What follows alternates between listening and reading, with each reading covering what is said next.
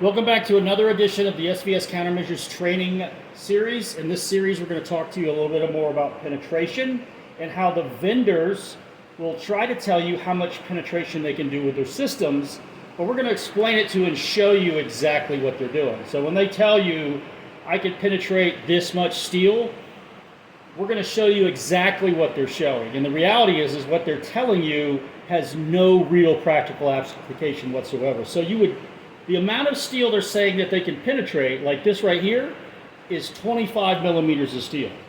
That's thick. That's extremely thick. And if you ever encounter a counter IED scenario where you're trying to penetrate this thickness of steel, good Lord, okay? And the reality is if you go to like Golden's website, Golden Engineering, they give you specifically for each generator what each one can penetrate. So when you see what this says on their website, and then you look and see what some of these vendors are saying, they're saying they can do some ridiculous amounts of penetration. So how are they doing that? If Golden says it only penetrates to this amount, but the vendors are saying they can penetrate to this amount, what is it that they're actually doing? So we'll show you how they're doing that. So this is steel. It has a density, varying steels are going to be between 7.8 grams per cubic centimeter up to 8 grams per cubic centimeter. So it's a pretty dense material. Now in a comparison, this is about the thickness of steel that you'll see on a car. Now in single sheets and single levels, this is about 1 millimeter thick or a little bit less. It's actually 0.75 millimeter. There may be double sections of this, which is going to put you about 2.5, maybe 2 millimeters, somewhere in that range. And then if you're shooting from one side of the car to the other, you're just lining up all those different layers. But the reality is you may, in a combination of metal, on just a car, for example, get up to around 5 or 6 millimeter thickness. This thickness, 25 millimeter, you're never going to get to that. You're never going to be able to shoot through that with your system and actually get a good image on the back side. So how, again, are the vendors saying that with their system they can shoot through something like, here's another 25 millimeters of steel, they can shoot through 50 millimeters of steel? How are they doing this? Well, you got to look at the fine print on their website. Go to the website, and where they say that, typically most of them will put right underneath it that they were not using an XR150. You ain't penetrating this with an XR150. It is not happening. It will never happen. What they were using is an XRS3, and you'll see that in fine print. So you're going from 270 kV for an XRS3 to 150 kV for an XR150. So when they say I can penetrate some godly number of steel, what they're telling you first and foremost is they're using an XRS3 270 kV. All right? So the next thing is what are they imaging? I mean, how are they proving that they can see all the way through this? Well, this is where it gets interesting. This is lead. Lead is a very ridiculously dense material. It pretty much blocks X-rays. So what they do is they'll put on the back side of it a rod of lead. And all they're trying to do is to see a black line that shows that their X-rays were actually able to get through, and then you see this black line where X-rays were being blocked. This is ridiculous. This has no practical application to what you do in counter IED operations.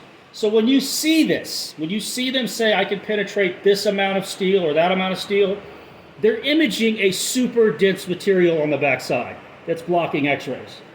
Now, a real test, if they're going to be able to say, yeah, I can penetrate this much steel, why don't you penetrate and image a electrical blasting cap with aluminum shell? You do that, and then you'll impress us. And that's a realistic counter IED scenario of penetration. The reality is you will never image this through that thickness of steel. When you start getting up to 50 or 80 some odd millimeters of steel, this ain't happening, even with an XRS3. So the next thing we want to show you is what else they're not telling you in regards to how they're doing this penetration. Now, do you think they're taking, we'll go back to the XR150 because that's what most of us have. Now, do you think they're taking their XR50, 150 and moving it back to your standard setback and then achieving these levels of penetration? Absolutely not, they are not. This object is going to be slammed up against the panel, okay? This is going to be slammed up against the panel. This piece of lead is going to be slammed up into the backside. And then they're going to take their generator and smash it right up against this. So what they're actually penetrating is a small circle of the cone, like that big, coming out of it. They focused all the X-ray energy in a little cone like this, and then they're imaging that lead on the backside, just a dark line going through it. This is complete crap, okay? So when you see this, and you see a vendor telling you this, you need to understand this is just a sales pitch for people who don't understand what they're doing.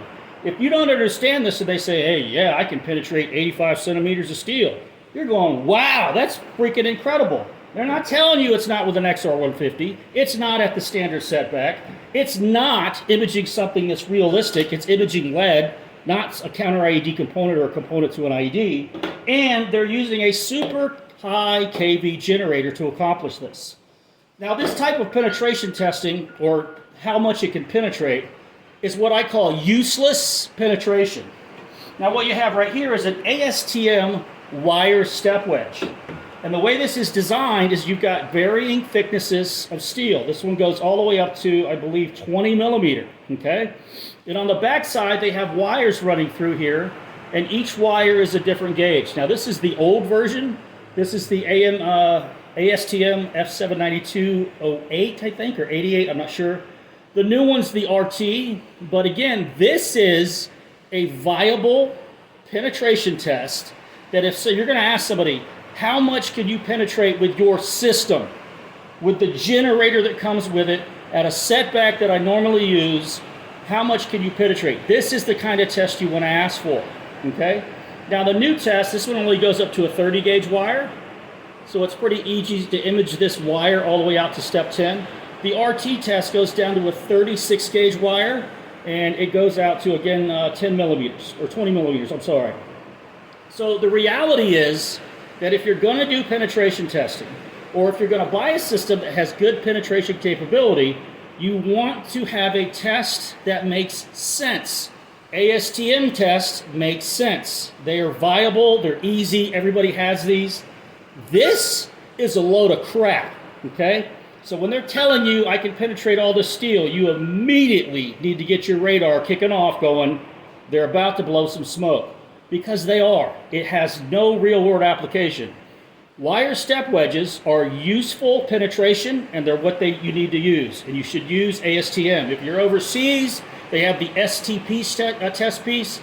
If you're not sure which one you can use or which one you can get your hands on, reach out to me, email me, whatever part of the world I'll tell you what type of step wedge they're using.